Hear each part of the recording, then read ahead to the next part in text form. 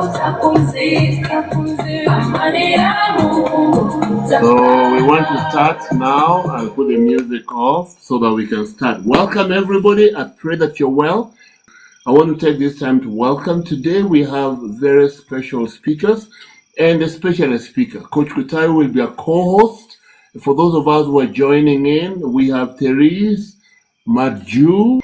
Therese is a Christian life coach, mental health advocate. She's always online, using her fashion design to be able to advocate for mental health. And apart from that, she's also a fashion entrepreneur and an upcoming author. What a wonderful person to have tonight. So, Therese, take it up. What were some of the challenges you were facing in your life or in relationship? Let's start from there. Communication was definitely one of the bigger issues. Understanding of the people around me, my friends, my family. Communication was definitely the biggest issue. And apart from that, I think once I started having my sessions with you and I was learning how to express myself in a healthier way and also see the other person from a different perspective, it became easier to communicate, not just on my side, but it was easier for me to understand them. And also our sessions really helped me to regulate my emotions and not to react as fast and as intense as I was reacting at the time. I was just tired of the issues I kept on having in my relationships. I was tired of the patterns that were not taking me anywhere. They were not taking my relationships to the next level.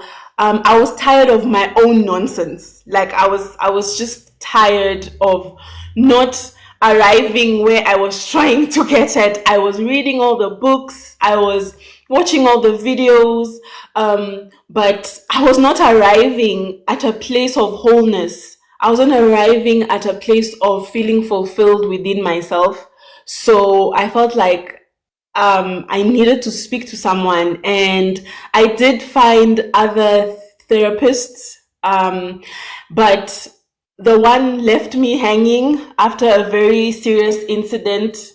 The other one, it just didn't work out with both of them.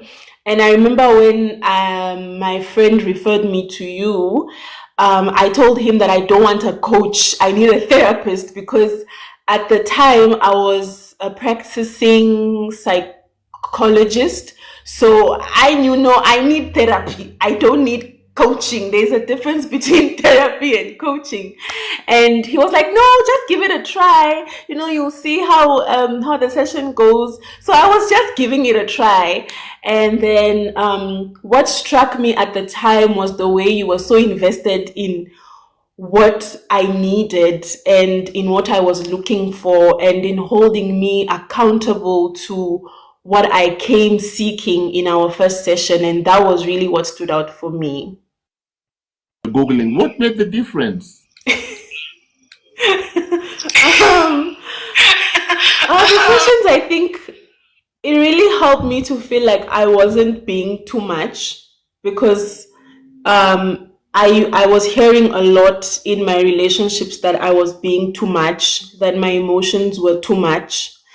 And our sessions made me feel that I wasn't being too much and that my emotions were valid, and that there was actually someone who could help me to process the emotions, which was something that I wasn't receiving from my friends or like the people around me, people validating my experiences and my emotions. So from just having someone to validate my experiences really changed the way I saw myself and the way I saw the situations that I was in. And our sessions gave me an opportunity to see myself from a different perspective. But I think what really changed the game was the fact that God was involved, which was something that I hadn't had before, and it wasn't something that I thought was possible to have both God and kind of like therapy in one sentence. So our sessions were filled with Bible study, references to the Bible, and then the homeworks. Oh, the homeworks, the homeworks, and sometimes when I would have a hard time processing an emotion, and then you would like, I don't know how to explain. It's like we would break down the things, and then I'd find that there's a wall, and then you just leave me, and then you come back again the next session and bring it up again. So I think that slow process of helping me to process my emotions steadily and also at my own pace, that was what really changed the game. And just the Bible, adding the Bible inside, that was the cherry on top for me. So coaching has a part to play in life. Oh, thank you for those kind words. So was there a moment or a session that really made a difference that helped you to change your act or decision? That moment, what was it? The accountability. I think it's something that we don't have a lot in our everyday lives, except of course you're working for somebody else. I haven't witnessed a lot of coaches or therapists who are so invested in their clients' well-being and their growth. I loved the intake form where you are. I mean, in secular therapy, the intake form is there because I remember handing them out to my clients. But you were so invested in the goals I set at the beginning that eventually, I don't know at what point we kind of ticked all of them off, but to see that progress, to go back, because I remember there was a day I went back to the intake form and what I wrote, and then I remember taking everything off, and then I was like, wow, there's actually improvement. The sessions have been a success, but on top of that, more things have come up, and so much more has been talked about than what I had initially written. And the fact that you would always come back to check up on me to see if I'm okay, which is not something that you are really allowed to do in the secular therapy. I've not seen that being done, and it was not something that we were really taught to do. So seeing that somebody was really invested in my growth and was holding me accountable and was gentle with my process, that yeah, that was it. Actually, it is said that I can give you all the knowledge, all the behavior patterns, but if I don't give you Jesus Christ, I'm wasting my time. And the Creator's Manual is the best way to make life happen. So it gives me conviction to help God's daughters and sons to do well. And what are some of the changes you'd say, man, in my life, this is one of the changes that I really thank God for. Holding myself accountable for the role I play in my life and in the life of other people. That's number one. Number two, my relationship with God has definitely changed. I think there was a session where I mentioned to you that I would have preferred a female therapist because in psychology, it is highly recommended that who you are having therapy with is the same gender as you. So I remember that was one of the things that I was a bit iffy about when my friend sent me to you. But I remember there was a session that I mentioned that our sessions sort of healed a father wound in me that I didn't know where to begin to start healing. Not because at any point you played a father figure or anything, but I think it's the fact that you sent me to God, who is the original father, and you helped me build that relationship with God slowly. And there was, I don't know, agape love. Yes, I experienced that. And that's not something that you are taught in school. It's not something that we are taught every day. I didn't even understand, like, what it is when it's said in church, but then to experience it in real life in such a beautiful, spirit-filled way is, yeah, I don't have words. If Jesus Christ was here, would he tell a sister, go? And I said, no, I'm going to take care of God's children. And I know why they say that. It's obvious. Men have abused women. Counselors, therapists have done that. And that's why choosing the spiritual angle for me was so important. Why is that so? Because God in the picture, you hold yourself accountable to God and no one else.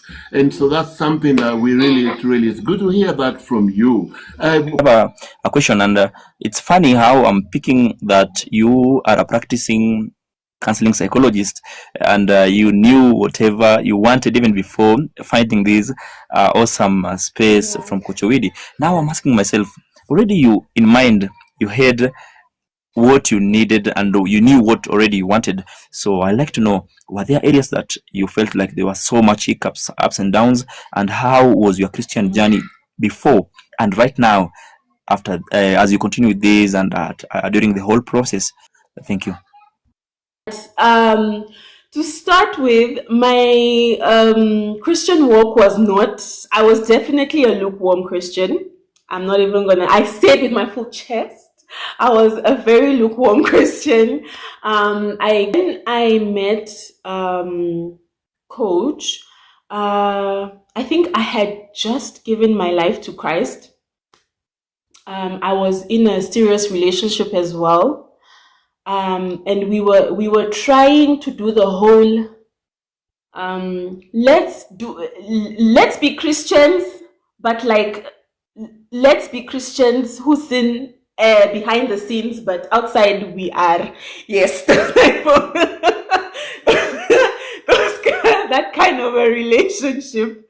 Of course, it was also because we were both in our own journey with the Lord, and looking back at it, we were just lost. We needed mentorship, and the difference is that I went to seek the mentorship and he didn't.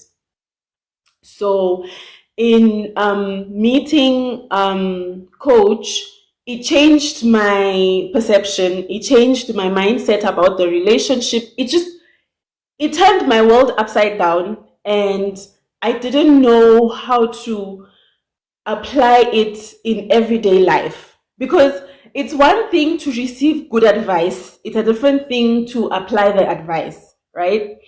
And on top of it, I was with somebody who was also not, they were going through their own issues, their own personal issues. So while my sessions with Coach was healing my father wound, it was triggering his father wound. I don't know how to explain that further, but that's just the dynamic that I was in. But it was always a tug of war between him and I, because I was growing and I was changing and he wasn't, right? So I was asking all these difficult questions based off of my sessions with Coach, and it was just not, we were clashing in that aspect. So our sessions was really drawing me closer to God. It was teaching me to speak up for myself, teaching me to see myself in a more wholesome way. It was healing me, right? It was healing me slowly, but also in a very fast way, because I've seen that when God begins to do a work in you, there's this thing that kind of changes in the way that you think that normal people in the world cannot relate with. So it's difficult to be in spaces with other people who are not meeting God on that level, which was what was happening with me in my life. So things did get a bit hard because there was a point where I was struggling to now share some of the things that was happening in my life because I knew that um this person is like a father figure to me now. How do I tell him all of these other things that are happening?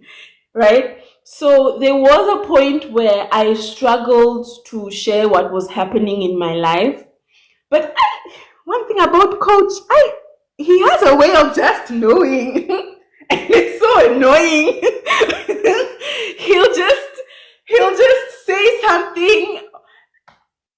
It's so annoying, but he has a way of just saying things without him knowing that what he's saying is what you're not telling him. Yeah.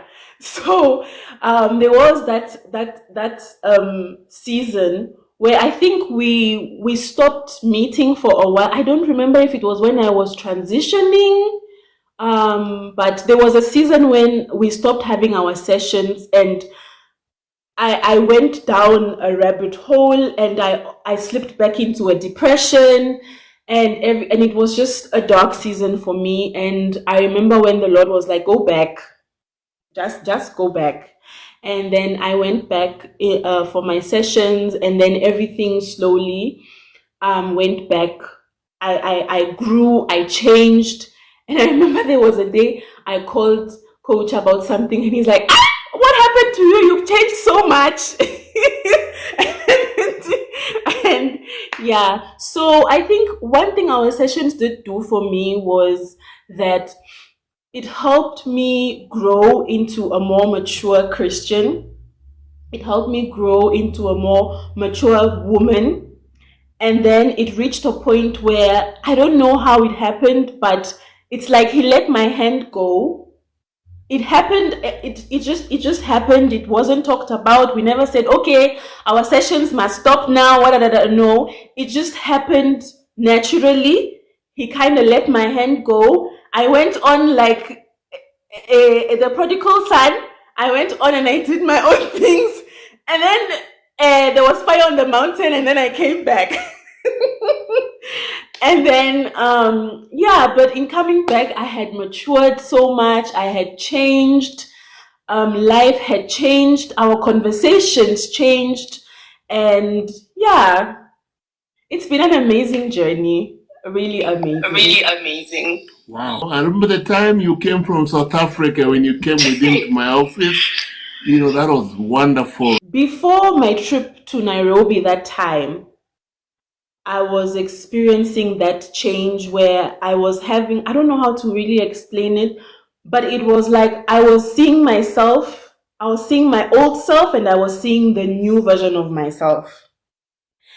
And I remember there was a conversation that we had, and you mentioned that it's time to step into the woman that God is calling me to be. And I remember that session was really difficult because I really cried in that session. I was having a hard time accepting the changes that were happening in my life and the level that I was being called into. And I remember that session, it was just you speaking life into me. And I don't know, maybe one day I'll find that diary entry and I'll write it and I'll send it to you. But that session really, it's so close to my heart because I think for the first time I saw myself through someone else's eyes, and I saw my worth through someone else that is not blood related and that has no reason whatsoever to tell me any of those things that he has said. So I remember after that session, I felt like, yeah, it's really, if someone else is seeing me for who I really am, then who am I to say that I'm not that thing? Right? And I don't know what was happening that time, but I remember that session, I really cried because I was really struggling to accept that my life had changed, people had changed, and I had changed. So, yeah. Later on, after as we continued, then you'd make a choice to continue now with your education towards counseling. What inspired you? Yeah, you inspired me to pursue my master's in Christian counseling. That changing after much prayer and fasting, the Lord just let me know that it's not time for me to pursue my education further. And in Him letting me know that, He also told me what my purpose was. So right now I'm in training to step into my ministry. So you are still very inspiring, and in fact, you stress me out with all of your posts. Are you stress me out? I need to do better, but yeah, it's still the goal. Christian counseling is still the goal, but it's I'm going based on what the Lord says, and right. I'm now picking that if our sister had gone to a secular coach or counselor, this won't have come up, because now whatever she is at right now is she's doing her assignment and the purpose that the Lord wanted her to do. So I'm grateful because I'm seeing the essence. Although she was skeptical at first, but the Lord was very intentional with making sure that you meet a man of God who understands what is biblical coaching, what is Christian life coaching. I have many friends, met many people, and they've kept silent. They keep to themselves. They don't talk about issues. And over time, they've learned to cope with that, a moment of loneliness, and they're suffering. Now, what would you advise? Practice speaking up. I actually, coach forced me to write. Yes, he forced me. It was not willing. I was not willing to do it. He forced me to write down my emotions. He forced, like, hi, coach has been so hard on me. Come to think of it, kai. Anyway, but coach forced me to write down my emotions, to sit with my emotions, to talk about my emotions, and when you keep things to yourself, you rob other people of the experience of you. I've come to learn that, or rather, Jesus has taught me, He has shown me how much He loves me. He has shown me how much power I have through my life's experiences and the power of His love. So we are doing ourselves and other people an injustice by keeping things to ourselves. I have learned the hard way that when you keep things to yourself and you don't share, you don't just hurt yourself, but you hurt the other person because they are unable to grow. You are also unable to grow. And also it's a sin. The Bible says that we must sharpens iron, and I English. But you know what I mean? Iron sharpens iron. That's one. Continue. Yes. And also the Bible verse that and I was reading this Bible verse 2 days ago, but the Bible verse that says that a true friend tells the truth, is always truthful, right? So we owe it to ourselves and others, if you are a true friend to yourself, because we can want to be friends with other people, but we are not true friends to ourselves, right? So if you are a true friend to yourself, then you will be honest to yourself. If you are a true friend to other people, then you will be honest with other people. So you rob them of the opportunity to experience God's love. You rob them of the opportunity to experience you in your fullest form. So it's not advisable. I'm still forcing myself to practice this because it has been a hard lesson that I have had to learn. I've recently lost a friend, a dear friend to me. I can't say lost, but it feels like a loss. But I've recently lost a dear friend to me because I didn't have the courage to share with her how I was really feeling. And neither did she. So, because of us not sharing how we felt, we allowed the enemy to come in and bring in offense. And now offense has kept us apart. So please speak up when you need to speak up, share when you need to share, because honestly, rejection is redirection. And at the end of the day, if you don't do it, you are still gonna lose. So choose which one you wanna lose, the friendship or God. Thank you, coach. It's amazing to see the impact of coaching, the impact of being honest, and I really appreciate you, sister, because you realized what you were going through. You went for help, and you are open enough, and through your bravery, you are very brave to have even addressed these issues, and this has brought so much healing that you are even now stepping into new territories, and having other adventures that you never knew they were part of you. So I'm very proud of you this evening, and you are a true evidence of how coaching is of essence to any one of us, because most of us we assume that coaching isn't something that we need. But remember that even the best footballer can't make it, even the best athlete. And in fact, you find that they have somebody who believed in them and somebody who wants to walk the path with them. So each one of us needs somebody who will be in our space. And I love the way you're putting it again. Coach forced me, because some of these people see the potentials that we have, and God has a way of working out things. They're able to tap in to see you by just saying hello to you. They're able to see what the Lord has put in you. But most of us won't see that because we have not had that vision of what we want. So when I hear you saying, Coach forced me to do this, and believe me, without that pressure, most of these things you are confessing and talking about won't be part of your awesomeness. So I'm very proud of you, and you are Thank a you. clear witness, evidence of how coaching is, and I really bless the Lord for you, coach, also. So my sister, preach the gospel of coaching in South Africa, and let them know that each one of us in each level of life, as you go up again, you need, again, there's something that won't be clear to you. Again, you need to continue engaging, because each new steps comes with a new challenge, each new. Thank you, Coach Kutai. I'm proud. I'm literally normally proud of Therese.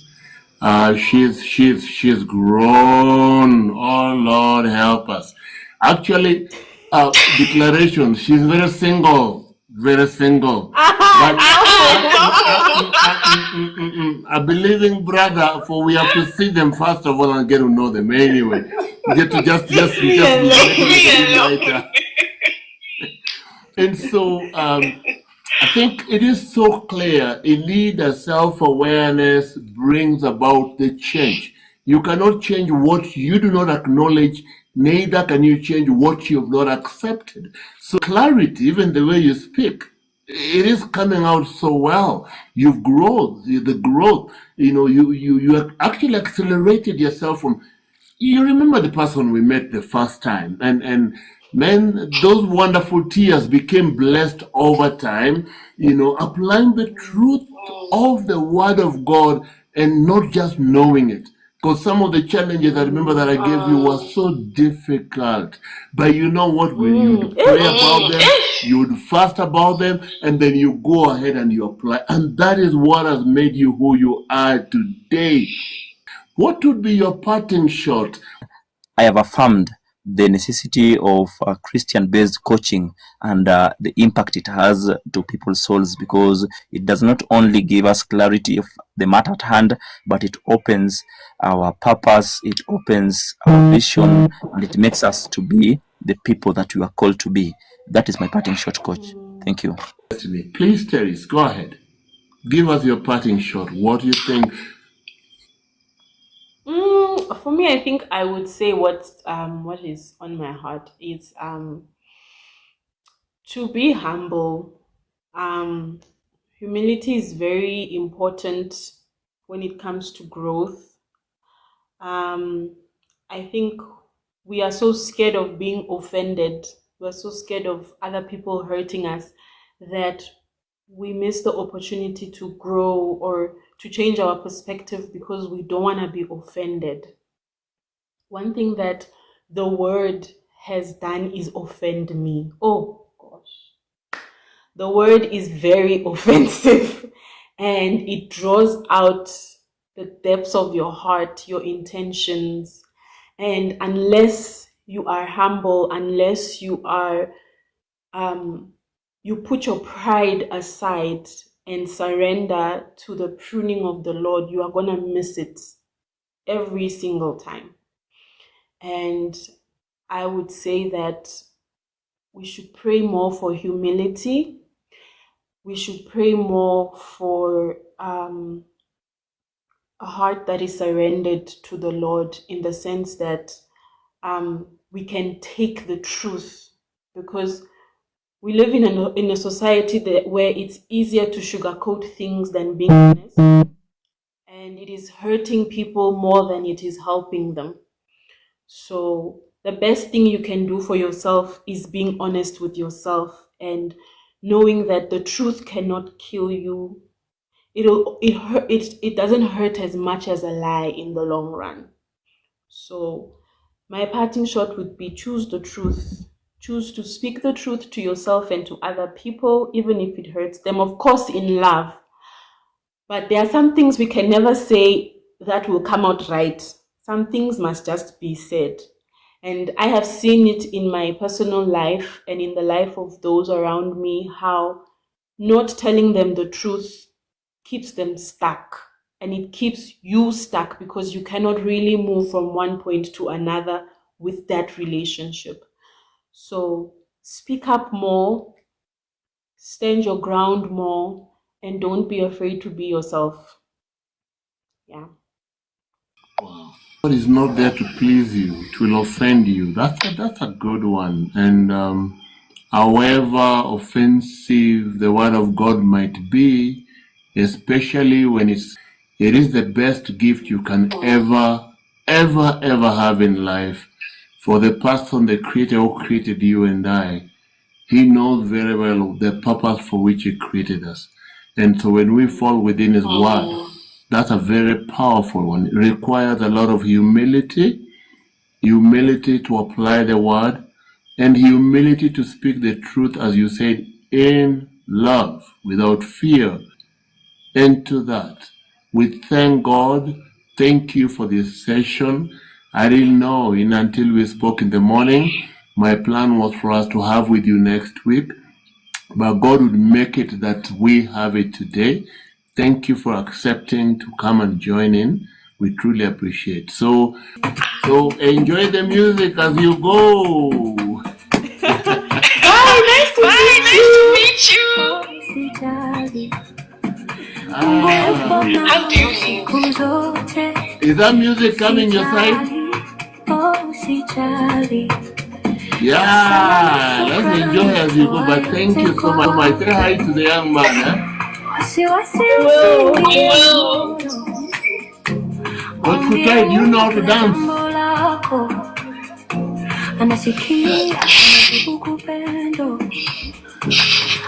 Bye-bye. How do you